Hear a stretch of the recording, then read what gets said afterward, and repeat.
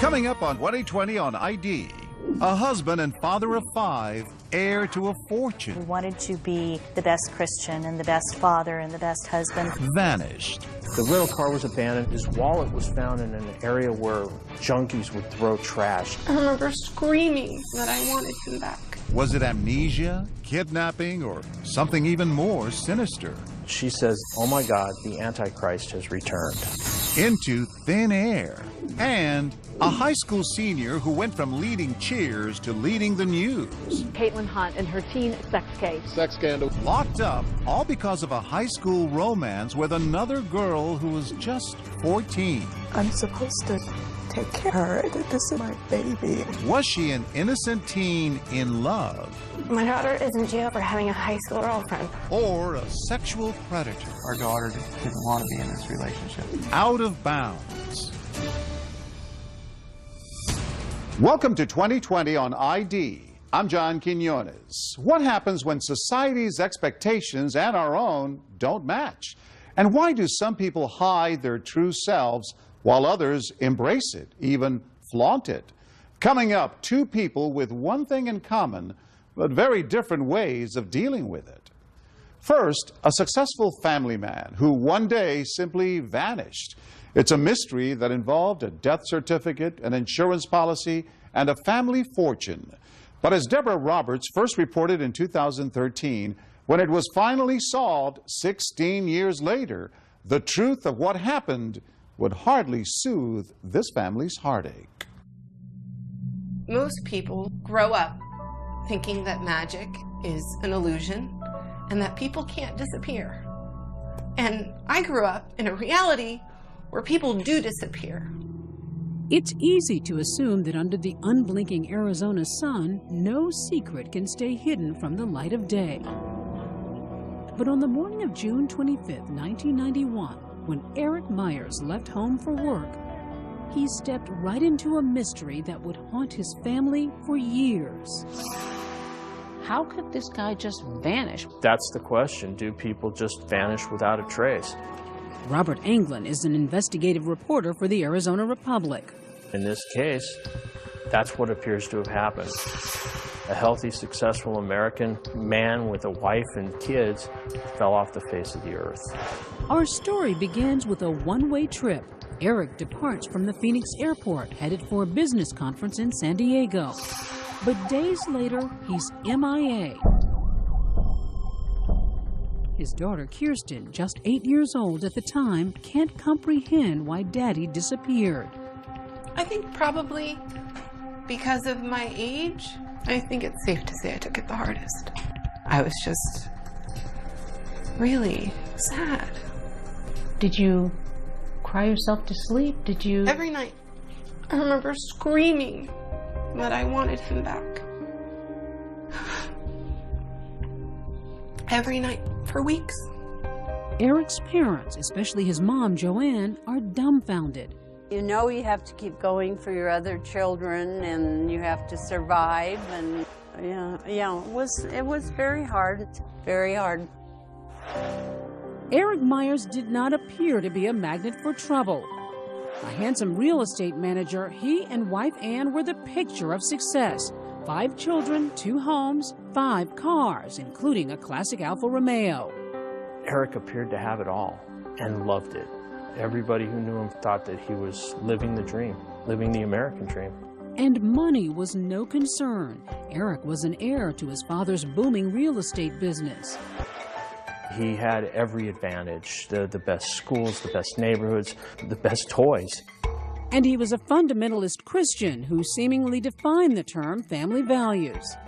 He became very religious, so the church became a critical point in his life. Eric always really wanted to do the right thing. He wanted to be the best Christian and the best father and the best husband.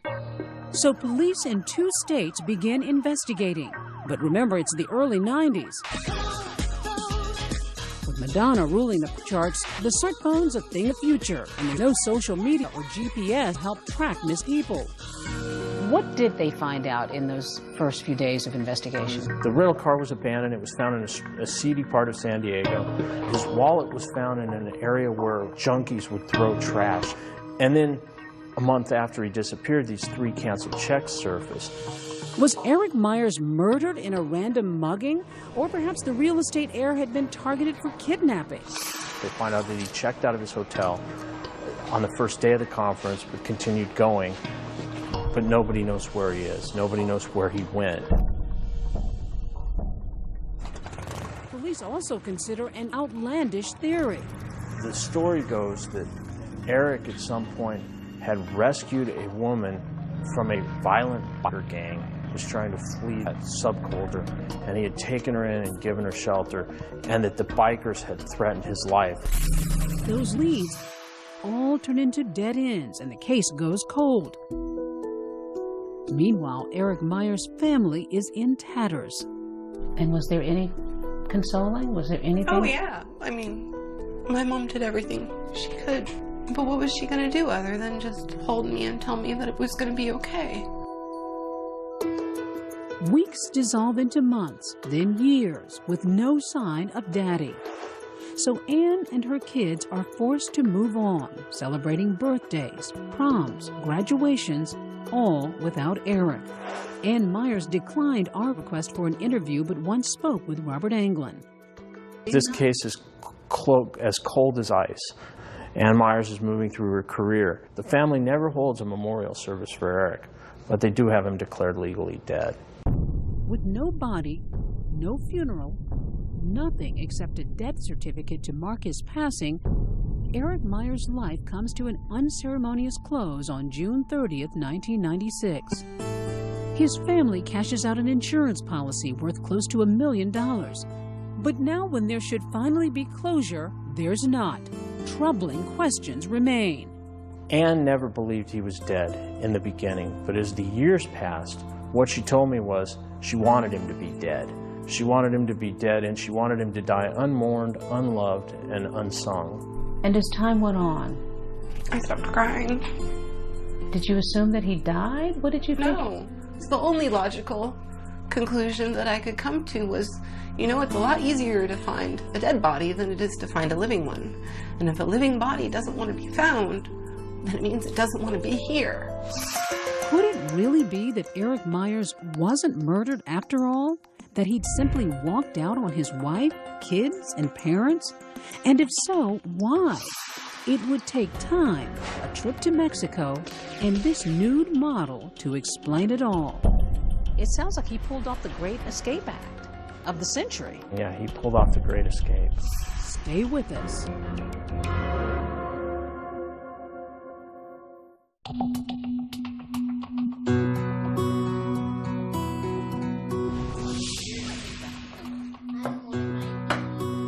Kirsten Myers-Ruggiano was just 8 years old when her father, Eric, a devout Christian and heir to a real estate fortune, disappeared without a trace.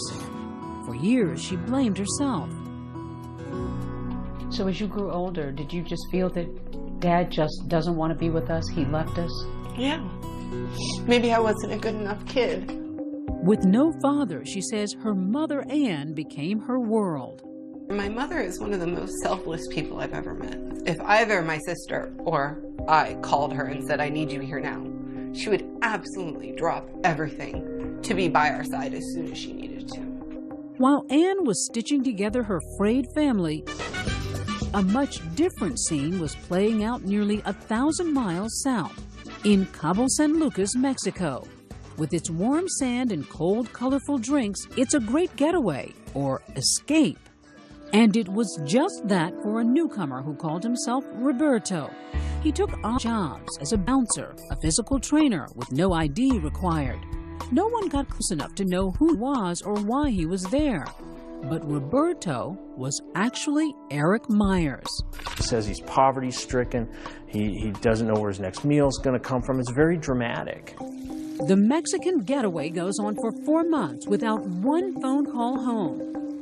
Then Roberto heads back stateside, not to Phoenix, but to swinging Palm Springs, California, Hollywood's ritzy death playground. Everyone from Rat Pack to Elvis to Barbra Streisand have had homes here. But why would a poverty-stricken Eric, now calling himself Robert, land in such an expensive spot? For the first time on camera, Eric Myers explains his bizarre odyssey. I just wanted it all to end. I wanted everything to end. He says it's a story of pain that came to a head during that business trip in San Diego. You get to San Diego and you check into the hotel. What do you remember about the hotel? I don't remember even checking in. I don't recall checking into any hotel, let alone the one I did, and I don't remember checking out. Some would say maybe you choose not to remember because you don't have to answer to anything. And I'd say it'd be much better for me to have my whole story spelled out than have these gaps. I'm answering honestly that I have gaps. What he does remember, he says, is that one night after a seminar, he was robbed by two men and left in a state of shock. So they took your cash? Well, they took my wallet. So whatever's in my wallet, they got. So some people would go running into the hotel or go running to someone else or go, I've got to go call the police, I was just mugged. Well, yes, but I did go call the police. I make the phone call and I'm put on hold. I'm put on hold for an inordinate long period of time. Eric says he suffered an emotional breakdown. At whatever point I gave up, I took the phone and I beat the crap out of the phone, just in anger. But I'm also having this massive amount of shakes. Everybody breaks at some point. You've maybe never broken, but I'm sure that if enough things happened, you'd break. Well, I didn't know what my breaking point was. Apparently, I reached it. And that's when things headed south, literally, to Cabo. I just had to get away. You know, I'm going through justification things along the way because I'm sitting there saying, you can do this and still go back. I wondered about him. I wondered if he'd ever come back. And at some point, it became clear to me that he was never coming back. And that I needed to just move on. How much are you thinking about your kids? I would try not to dwell or think down that road because that would just take me into a very dark place. And again, this isn't a justification. But isn't that a selfish way to look at it? I mean, you're thinking about yourself and shutting down, and you've got children who are crying themselves to sleep, wondering what happened to their dad? I cannot say anything to deny that it is the most selfish thing in the world. And I will never be painted as a saint. But no one is all good, and no one's all bad. If he wasn't thinking about his kids, what was he thinking about? It was this man, Sean Long. We were both alone. We felt alone, and we kind of connected because of that. And it was instant. You see, Eric wasn't just hiding out, he was coming out. At 6 years old, I knew I was attracted, drawn very heavily to other people my same sex. That's right, the once straight-laced evangelical family man is gay, something that has tortured him since adolescence. That was when I started thinking, this isn't right. You know, I want to be with men. And so I'm assuming it's right around mid-12 to mid-13. I had 3 different suicide events. He says he considered taking his life, once with a gun, another time perched on the edge of a cliff. I'm on that cliff, just like that. I'm looking at that gun, just like that. And I think I'll go to my grave that way. I've let go of being ashamed and that there's anything wrong with it. But remembering the pain brings it back like it was yesterday. Yesterday I was on the cliff. So young Eric joined an evangelical church, trying to pray it all away. You were trying to get rid of Satan. I thought I was possessed. Did you pretend to have an interest in girls? So what I think is if I have a girlfriend, I'll feel what I'm supposed to feel. If I have a girlfriend, things will happen in the proper course of events and everything will be how it should be. When that didn't work, he hoped marrying his friend Ann would help. I wanted to do all the things that are right. And if you do all the things and jump through all the hoops, you'll eventually become a basketball. So you wanted to be a husband and a father and have the happy home. I wanted to do what God wanted me to do. And that my perception of what God wanted me to do was what everybody else said God wants you to do. They started a family. From the outside looking in, they were the definition of perfection. Did you feel like a happy dad? I was a thrilled dad. The word thrilled would not be an understatement. But it wasn't enough. It was only when he ran away from that family and met Sean, a Canadian tourist, that Eric says he finally felt right. I remember thinking that I'm not going to be with Sean that long, but at a 2-week point of our being together, I turned around and said to him, I think I'm falling in love with you. And Palm Springs, with its sunny, gay lifestyle, was the perfect place for that love to flourish. When Sean develops an interest in photography, Eric even poses nude for him, images later exhibited at a local art gallery. But while he was bearing all for the cameras, it would take a while for him to reveal his most private parts, for Sean to learn the truth about his new love, Eric Meyers. Did he come across as a guy who was on the run, who had ditched his family? Not at all, no. He didn't talk about his children. He didn't talk about his mother or father. I guess he never volunteered that information because I told him one time, I don't really need to know where you're from. I'm more concerned about where we're heading, or where we are right now. But to others, Eric told a different story. What did you say along the way if people ask you where you were from or if it came up about a family? What did you ever say to people if it came up?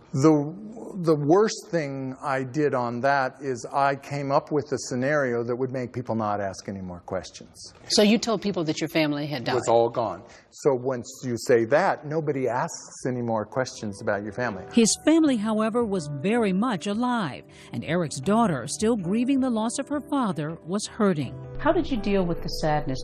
How did you cope with those feelings? Badly. I think I was 11 when I first started stealing wine and realized that it made me feel less sad. And then I think that was the beginning of experimenting with self-medicating behavior. Kirsten says she struggled with addictions for years, and thanks to her mom, sobered up and began building a new life. Meantime, her father is building a new life with that new love, Sean. The years roll by with two worlds unfolding. Eric's now finding comfort in his gay life. Sean now knows him as a man of many secrets, but accepts him anyway. They move to Vancouver, Canada, where Eric creates yet another alias, calling himself Chaz, even claiming to have a PhD from Princeton. Why did you do that? Well, I definitely believed that I knew how to market. And so I wanted the credentials, which wouldn't be checked out very well. And in fact, in Princeton, they don't have a marketing degree.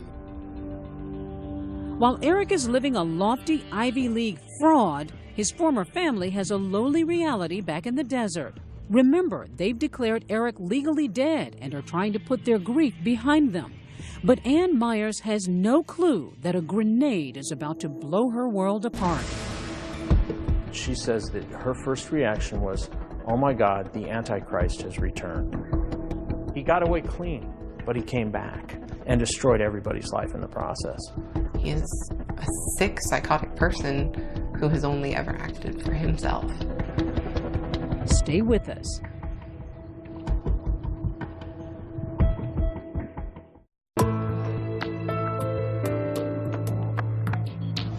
Eric Meyers has spent more than a decade in hiding, his whereabouts unknown, his family devastated. Now he's about to return, but there's still one question remaining. How will the loved ones he left behind react? Once again, Deborah Roberts.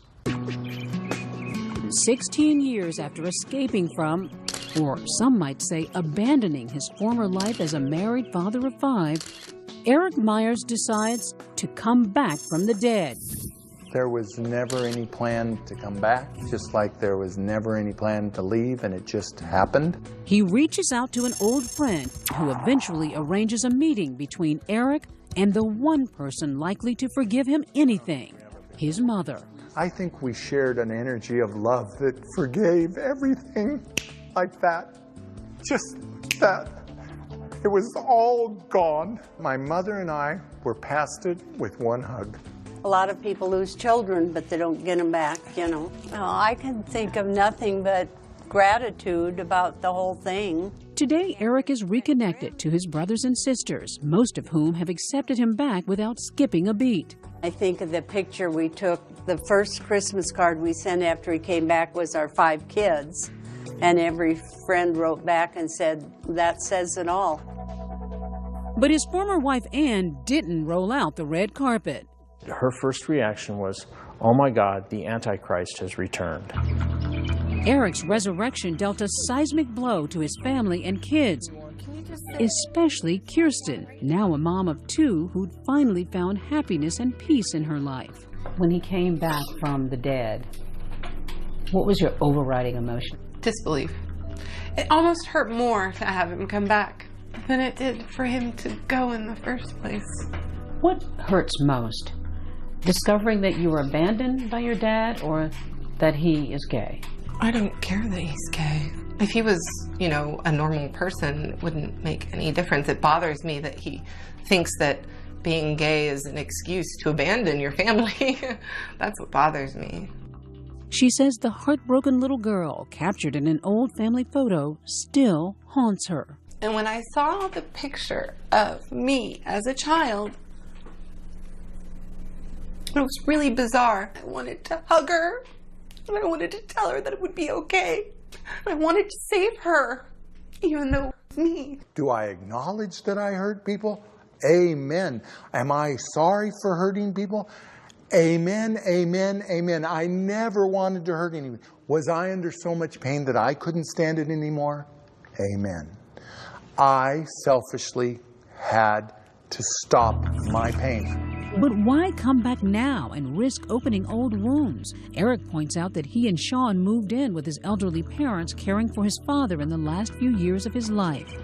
Yet some wondered if he was motivated not by love, but by dollar signs, millions of them. It's not for money, it's not for inheritance, it's for healing. I mean, there's a lot of pain and suffering having to do with all my coming back. But it's all been for healing, and the majority of people have healed. But certainly not Kirsten, who's only glimpsed her father once in person since he returned. They've never spoken. Do you ever envision anywhere, years from now, that you might want to sit down with your dad and understand anything? There's nothing he can say. He's not even a real person. And the big question remains, was Eric's original disappearance all part of a master plan? Were you fantasizing at all about leaving, getting out of here, escaping your life? I say that as God is my witness, never once. But the insurance company that paid out Eric's death benefit doesn't buy it. With Eric still alive, Liberty Life Insurance is suing the Myers family. They're saying he committed fraud. They're saying he disappeared knowing that his daughters would be provided for through a death benefit. Robert Englund uncovered this explosive story while digging through court records. The Myers family trauma made headlines. Liberty Life wants back its $800,000 paid to Kirsten and her sister, plus interest. But who should pay? Eric's ex-wife Ann and his daughters say he should, but he says there's no legal obligation. My life insurance policy wasn't mine very quickly after I left. A conservator was named after I disappeared. He says that conservator, his father, made decisions that take him out of the equation. It's a messy family squabble. But despite the painful consequences, Eric insists he made the right decision to return. Have you accomplished what you wanted to by coming back from the dead? Yes and no. No, it's not how I wished it had happened, but I'm okay with how it happened. But did I do the right thing? I think totally. Did I do the selfless thing to subject myself to whatever may fall my way? Yes, I think I did the right thing. To live in a disguise is a horrible prison. And then to take the disguise off, it might hurt some people. But did you do it to hurt people? Or did you do it to be true? And once they see that disguise off, yeah, it's their choice to like it or hate it. His daughter has clearly made her choice. It's insulting to all the gay people that I know and love for him to say, well, I did it because I was gay. I know a lot of people who would never do this and absolutely never blame it on their homosexuality. I don't believe that he's capable of love. Toward anyone. Towards anyone but himself.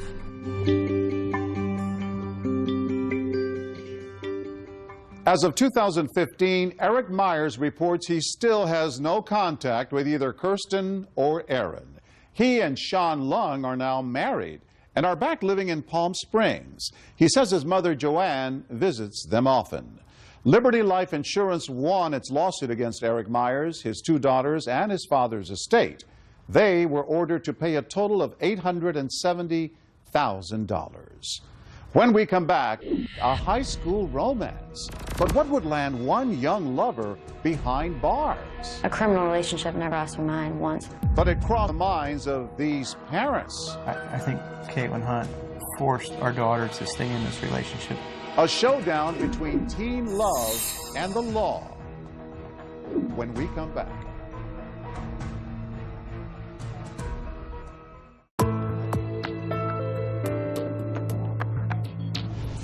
Many of us remember our first serious romance, but few of us ever face prison time because of it. Still, for one high school senior, that's exactly what happened. As Matt Gutman first told us in 2013, this story of forbidden love exploded in a face-off between 2 families and pitted a teenager against the strong arm of the law. On Florida's Treasure Coast, Sebastian River High, home of the Sharks. Can't hide that shark pride, they say. But what was in that teenage shark tank called high school? No one is proud of. A sex scandal, felonious love. Caitlin Hunt and her teen sex case. Sex scandal. Lewd and lascivious battery of a child. Caitlin Hunt was a senior whose crush turned into a crime. Her love improbably landing her in lockup here at the Indian River County Jail. A criminal relationship never crossed my mind once. Hunt was an honor student, a choir girl. I wanna sing, I wanna shout, I wanna scream so loud. And the teen you see tossed in the air by her fellow cheerleaders here was also voted most school spirit. Possessed of a big heart. It's cute, but it's a video. Ripe for love. We had lunch together. We just started hanging out a lot in school and talking. The cheerleader fell for the jock, at first just stealing kisses, and then sex in the school bathroom. I would say we had a really close relationship. We told each other everything. Although Caitlin was 18 at the time, the person she had sex with was just 14. It gets much more complicated because this is not a classic Romeo and Juliet story, it's a Juliet and Juliet story. The person 18-year-old Caitlin Hunt says she loved and had sex with was a 14-year-old girl. The homosexuality aspect of it was involved. When you have somewhat of a spiritual community, a lot of churches, and a lot of very conservative people, to be quite frank with you, when that type of liberal activity comes to a community, it's the talk of the town. She was real funny. She was that person you could go to if you had a bad day. She could cheer you up in like 5 minutes. She was just, around. Was a good girl. Caitlin's mother, Kelly, says she knew her daughter was in a same-sex relationship, but didn't realize the other girl was so young. And did you meet the girlfriend? Mm-hmm. Yep. What did you think of her? She was a sweetheart. She's very sweet.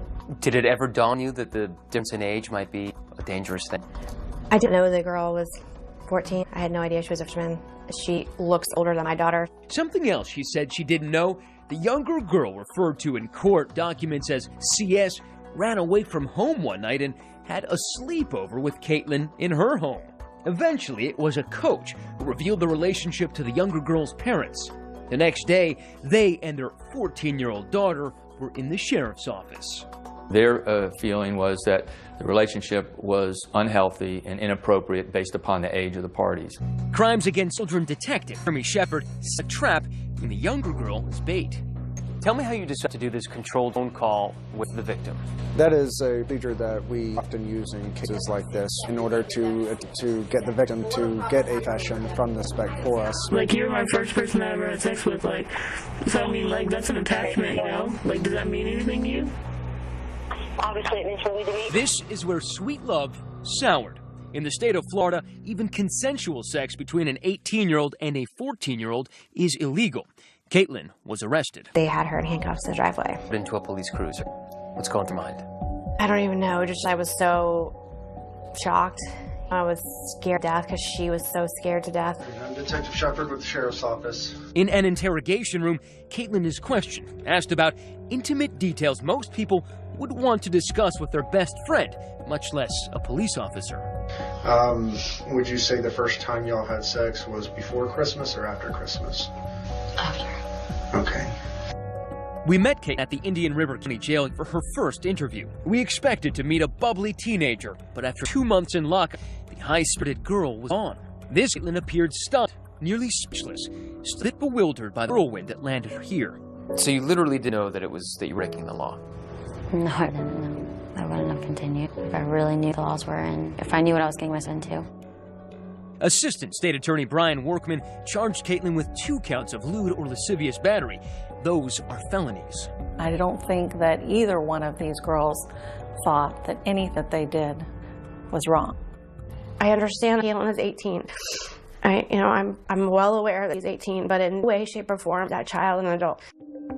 After her, Caitlin was released on bail. The judge set a condition: she could not contact her young girlfriend. The peppy cheerleader and choir girl who dreamed of studying nursing was now facing serious criminal repercussions for her forbidden romance. A possible criminal record, registering as a sex offender and going to prison for a maximum of 30 years. Voted most schools hear it? Yeah. And then you're in jail. I know. It's like something you think you would never go through. I feel like my senior year was like ruined. Did she ever tell you about her sexuality? Not out lately, not, okay, I'm gay or hey, I'm a lesbian, hey, I'm bisexual. We had that conversation. Her mother claiming the prosecutor and the younger girl's family were motivated in part by an anti-gay bias. On Facebook, she aired her daughter's Shakespearean lament, writing of the younger girl's parents. They were out to destroy my daughter. I feel like my daughter made their daughter gay. The family then came up with this line: "Stop the hate, free Kate." I needed somebody to know what was going on, and for someone else to say, you were right. Like, this is absolutely crazy and wrong. Gay rights activists and others grabbed this digital gauntlet and rallied behind Caitlin and her family. Supporters donated tens of thousands of dollars. A petition against the prosecution got more than 300,000 signatures online. And in June 2013, Caitlin flew to New York to march in the world's largest annual gay pride parade. What does it feel like to, in some ways, become this icon of the gay community?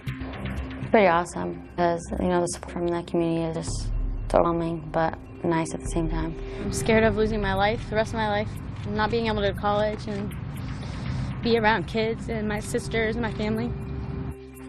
Caitlin were Kyle. How different would this be? My honest opinion is it would not be an issue. Do you think CS's parents would have gone to the police had they not believed he was in a gay relationship? I believe they would have gone to the police anytime they found out that an adult was having sex with their child, particularly school. An adult who was in high school with her. She's an adult. Basketball team, cheerleading. She is an adult. Florida has a mandatory reporting law, and if they had not reported, they've been committing a crime. Even so, the prosecutor offered Caitlin a plea deal. It included no jail time. She rejected the offer, insisting she did nothing wrong. She wanted a trial to prove her innocence. Tell me what you were fighting for. Equality, justice. But then, a shocking reversal. 20,000 reasons, Caitlin Hunt landed right back in jail. Parents thrown into a tailspin over a phone call from their daughter. Behind bars and desperate. Just hang in there, just calm down. And what about the other parents? We'll hear how they suffered and their surprising views about the relationship that became crime. Stay with us.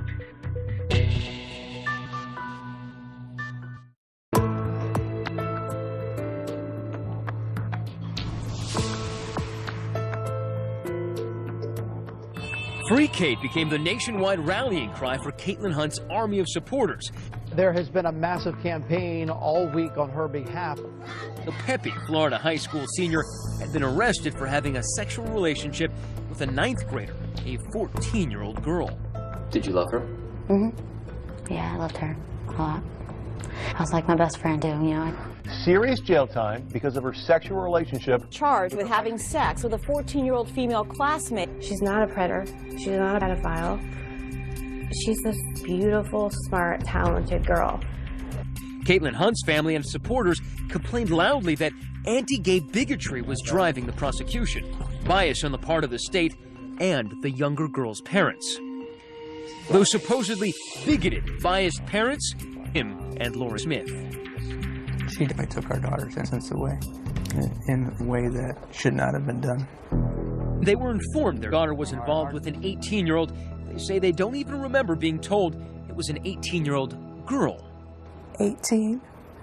Daughter's only 14. She's not allowed to date yet.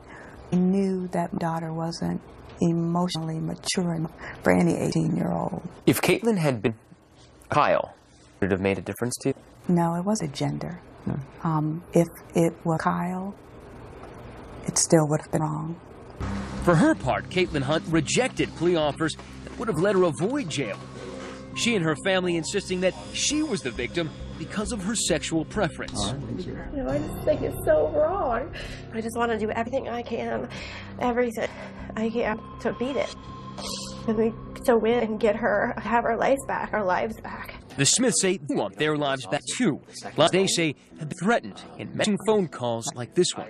Your involvement in the prosecution of Caitlin Hunt means that I'm going to have to come and murder you. They've been accused of being anti-gay. But what if your daughter came to you and said, Mom, Dad, I'm gay? We've asked her that, and we've talked about it, and it's not really the issue for us. We've had the conversation, and I'm perfectly fine who she is. She's our daughter. We're going to love her no matter what. We're going to love her till the day we die. They told me today that they'd accept the daughter, whatever her sexuality might be. That's true? No, I do not. I think that's a lie. I've always thought it was a gay issue for them. And the time the young girl ran away wound up, as they would later discover, in the bedroom of Caitlin Hunt.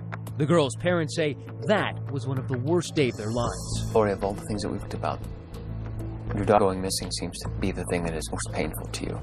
Why? I thought someone had come and taken her, and my only thought was I should have been there. I'm supposed to take care of her. This is my baby. But the Smith family had not heard the last of Caitlin Hunt. In spite of the judge's order forbidding any contact whatsoever, police say Caitlin had been exchanging text messages with the other girl, more than 20,000 texts, sending her nude and lewd photos and videos of herself, and most damning, there was intimate physical contact. I wonder if you feel that you've made a mistake here. I made a mistake. Do you think you made a mistake? Did you do anything wrong? I don't even know. I don't know how to answer that question, honestly. Do I think I made a mistake by dating someone in high school that I went to school and I played basketball with? No. I don't think I made a mistake. Do you think you made a mistake by sending her 20,000 messages, including nude pictures of yourself? Yeah, I think that was a mistake. Why do you think that happened? I think it goes back to having, two teenagers who think or are in love. But you kept up the contact, even though you shouldn't. Why? I needed closure. I felt like I had none when that first happened. I was forced to stop talking and forced to stop dating, and I just got wrapped up. 20,000 text messages. Nude pictures. Videos. I think Caitlin Hunt forced our daughter to stay in this relationship when our daughter didn't want to be in this relationship. The judge ordered Hunt to wait out the rest of her time before trial in the county jail. The girl who dreamed of being a songbird, she now finds herself growing older as a jailbird. Her hard times obvious during our interview with her parents when Caitlin called from lockup. Okay, relax. Relax. Tell me what's going on. It's okay, calm down. I know, calm down, honey. Calm down. Kelly Hunt's Caitlin was upset.